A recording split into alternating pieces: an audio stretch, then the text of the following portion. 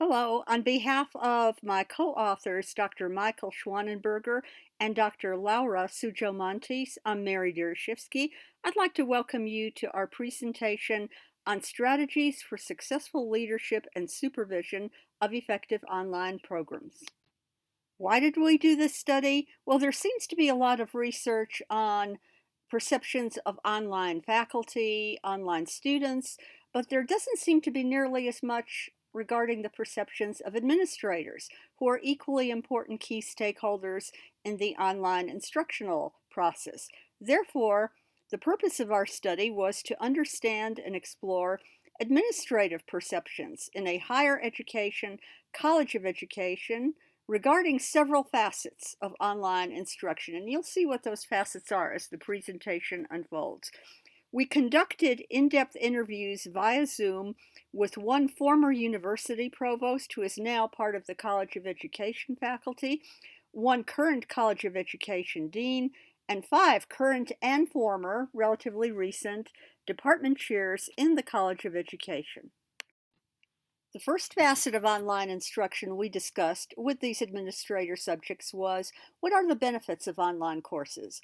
They praised access for students. As one administrator put it, you could bring together a large number of students in one space in an online classroom.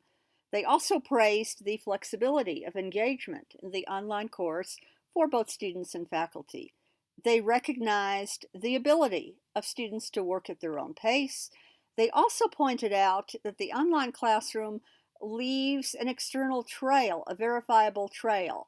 Things like, what time and date did a student turn in an assignment? What time and date did an instructor post an announcement? Things like that help create a documentable trail of exactly what went on, when, and how. And finally, interestingly, they praised the greater awareness of interesting online instructional resources that online faculty become aware of and sensitized to when they teach online. As one subject put it, we can now link to an exponential number of interesting resources online. So it keeps faculty aware of the need to keep their classroom curriculum fresh and engaging for students. The next facet that we discussed with these administrators was to ask them, what do you think are the skills necessary to teach online? Well, of course, they mentioned that the faculty needs to be able to navigate the technology, have some basic technology skills, but also to continue to learn online development, advance incrementally in terms of their learning of new technology skills, as one subject put it. They have to be caring about students. That caring must come across in the online environment, which is not always easy. They have to believe in it. They have to believe in it. You know, when online instruction first started out, some faculty were more or less forced to teach online. But if you don't believe in what you're doing, that will come across to students and come across as insincere or even worse. So you have to believe that it has some value in order to be an effective online instructor. Organizational skills are important, both for faculty navigation and to gently help guide students in how to figure out the nooks and crannies of their online classroom. It has to be outcome driven. It has to be outcome driven, and the faculty have to understand that. As one administrator put it, faculty who are developing an online course shouldn't just put a bunch of information up there. As another one put it, it shouldn't just be fun activities. There has to be an end goal. There has to be a purpose to it. And finally, given the inherently asynchronous nature of at least some of online interaction, like discussion posts, like posting announcements, like marking up assignments with feedback, the faculty have to have good writing skills. And of course, it helps to model those for the students as well. Another facet of online teaching and learning we asked these administrators about was, what support do you provide to your online faculty? Well, they mainly said point them to teaching resources. They recognize that they have a responsibility to guide their online faculty in developing them and helping them find what they need. As the fourth bullet point says, sometimes, especially pre-COVID days before the lockdown, If the faculty and the administrator were located in the same place, they could literally take them to the computer and show them and provide them with some help. But if not, certainly connect them with tech support, connect them with instructional designers, provide them videos, see what they can do to help faculty in the areas of greatest need. But interestingly, in the second bullet point, while of course faculty should help students to the best of their ability in all areas, as one administrator put it, faculty themselves should not be the trainers of online students. In other words, administrators can help faculty by the administrators helping to prepare the students and equip them with the basic navigational skills and understanding of what an online classroom entails, so that the faculty are not being the tech support people to the students themselves. That frees up the faculty to concentrate on the content of the course. As another administrator put it, just helping their voice be heard and helping them feel valued, recognizing, just listening, lending a listening ear on how it's going from the online faculty, sharing kudos as well as helping them, as we've talked about, and very importantly, helping online faculty network with one another, helping them to share with one another. More experienced online faculty can help the newbies, so to speak, and administrators can help facilitate community building among faculty peers in that way. We also asked these administrators about the other side of the coin. What do you perceive are the drawbacks of online courses? First and foremost, as we know, interacting in an online course is not like raising one's hand or walking up to one's instructor during a break or before or after class. Even with the best of intentions and logging in regularly, there is still a comparative lack of immediacy in the response. However, at the same time, as one administrator put it, you just can't leave students dangling too long. You need to set clear expectations when they might expect to hear back from you as a faculty member, 24 hours, 48 hours, whatever. It can also be challenging without seeing their faces, the first day of class in a live class, when the instructor goes through the syllabus, what is expected in the course, and that instructor can scan the room to see who might look confused or lost. But we don't have those visual cues, particularly in an asynchronous online course, so it can indeed be challenging to give students very clear directions in that same way in an online course. It's also difficult in text-only communication, as we know, to always accurately pick up the tone of what is meant. Is a short message meant to be efficient, or can it come across as abrupt, for example? As another administrator put it, it sometimes emboldens students. If you're not looking someone in the eye, people sometimes say things in that asynchronous communication that they wouldn't say in person. A student to another student, a student to a faculty member, or a faculty member to a student. It's also difficult, according to one subject, to exactly replicate, and we've all seen it, and it's been electric, hasn't it? When a live and in-person discussion just sparks, just takes off, and everybody's engaged, and everybody's involved, and everybody's interested, and wanting to chime in. It's very difficult to replicate that kind of spontaneity in an online course. Of course, we can partially with the ability to hold live sessions via technology such as Zoom and Collaborate, but it still may not perfectly replicate the live and in-person type of spontaneity. As another administrator put it, in asynchronous discussions in particular, it may be easier for a student to be a shallow participant. We've all done it who teach online courses, told students, in your responses to other discussion posts, you've got to go beyond I agree, I disagree only. You've got to go beyond good job only. You have to add some substantive content. And sometimes that's hard for students who don't quite know or haven't had the practice yet to articulate fully in text only what it is they would like to say to somebody in their discussion post.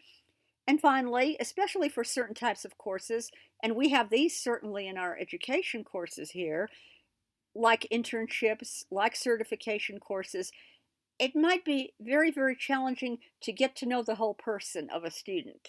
Not spending time with them in person perhaps limits a little bit what we get to know about them, which may impede our relationship building in those kind of integral courses, like a principalship, like an internship for principalship or superintendency.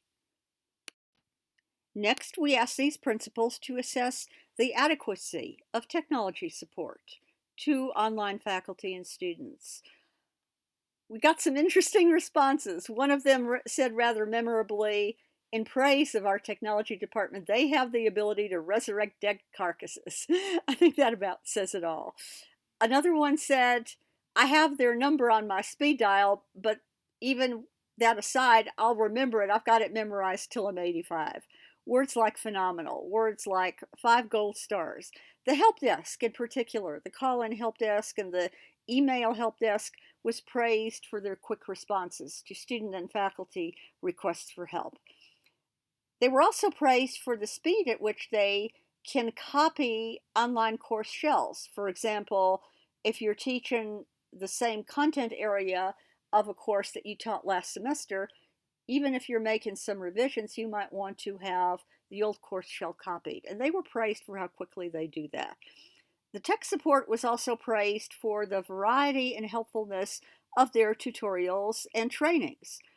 In that regard, one administrator, though, kept saying, I still rely on paper to some extent to this day.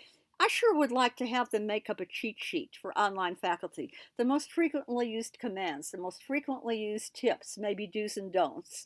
Maybe a copy of a FAQ, frequently asked questions. As this person said, if you can't hold my hand, please give me a flow chart.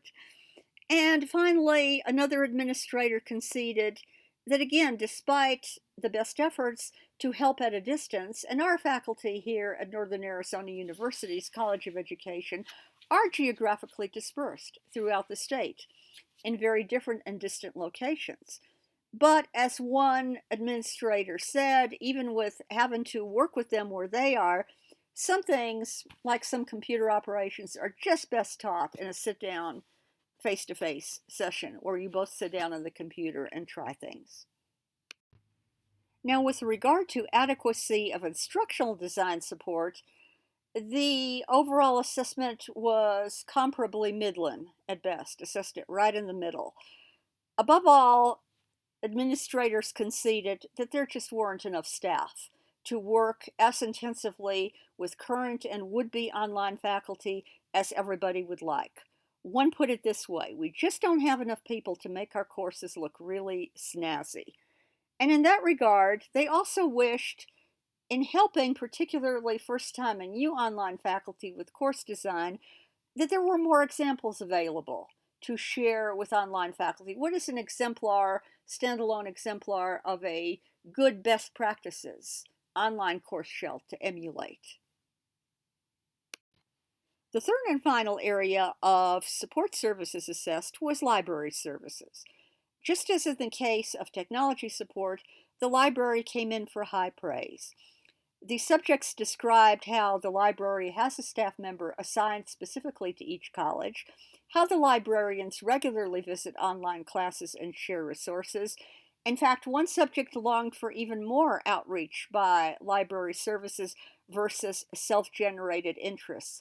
However, another administrator subject said that they would like to see more initiative taken by the faculty and the students to reach out to library staff, tell them what they need, and not just rather passively wait, as the slide says, just to be more proactive in terms of what they need and not wait to be told what they need. Here is what our administrator subjects had to say with regard to how they evaluate online faculty. They didn't see really much major difference overall in how they evaluate face-to-face versus online faculty. They talked about looking for things like, not surprisingly, responsiveness to students, not leaving them hanging, as we talked about several slides ago. Of course, in the case of technology, they look to see that the faculty member does possess the basic required navigational skills, and as we also discussed, that faculty member is also open to continuing to build their skills through ongoing technology professional development. They also look for some evidence that the faculty member just doesn't keep reproducing the same course shell that might get stale, might get outdated, but rather that the faculty member is opening to adding tweaks, enhancements to the online courses needed, including innovative uses of whatever the latest technology might be, but certainly also valuable online resources. They look at syllabi. Again, not very different, I guess, from a face to face class, but they might look for additional detail and explanation. As we talked about a few slides ago, it might be challenging to adequately convey detail and directions to students. So, all of the best practice in online teaching says best to err on the side of detail in an online syllabus. And of course, they look at written student evaluation comments again. As I said, not much different from how they evaluate a traditional face to face classroom faculty member. Overall, as one administrator put it, I'm looking to see that the students do get a robust education. So, what improvements would administrators like to see in online faculty? Even greater commitment to this prompt responsiveness to student messages, questions, and concerns. As we talked about a few slides ago in terms of community building, even more networking, sharing of ideas, collegiality among online faculty peers. They also would like to see faculty avoid, when they're developing their own online course, buying into too much of an off the shelf canned program that is already pre-built. Now, granted, there are some advantages perhaps to that. Having a curriculum that has been constructed might be good for a new hire online faculty with not much time to gear up to teach that course. At the same time, as one administrator put it, those courses, quote unquote, could be taught by a robot. There's got to be a way for the online faculty member to bring their own personal stamp, their own personal identity to that online course. Another administrator indicated, in terms of course tools, this administrator singled out, for example, the online gradebook. Use those tools. Faculty need to use those tools so that students can self-monitor their own progress in the course. With regard to live sessions, again, especially important during the pandemic and lockdown, when face-to-face courses still have not started in some places, nor won't in some places in the fall. Everything is on online meeting software like Zoom and Collaborate. But as one administrator put it, we need to figure out how to do that politely. We need to develop some etiquette rules, like how do you let somebody know when you finish speaking? How do you let somebody know when you'd like to say something so that there's not accidental interruptions? Just some basic kind of Robert's Rules of Order for Zoom. How's that? How's that?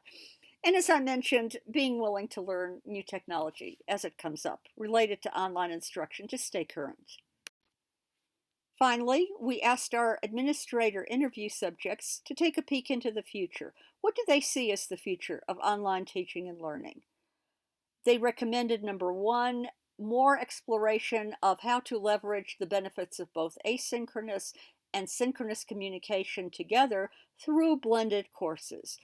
And even in an asynchronous component, how we can still encourage and build and reinforce greater interactivity among students and between students and instructor.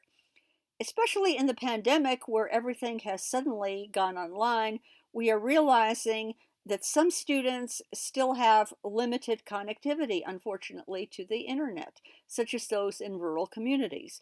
We need to continue to explore ways to close the digital divide and equalize the playing field of access for all of our students.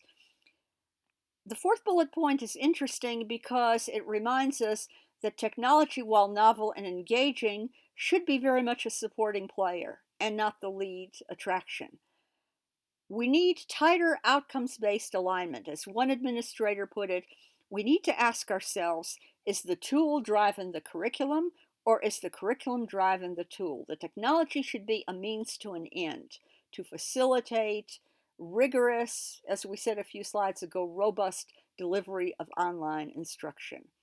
We need to continue, speaking of evaluation, as we just did in terms of faculty, need to explore better use and better identification of road tested, reliable, valid evaluation tools, such as, for example, the Quality Matters model that many of you may have certainly heard of.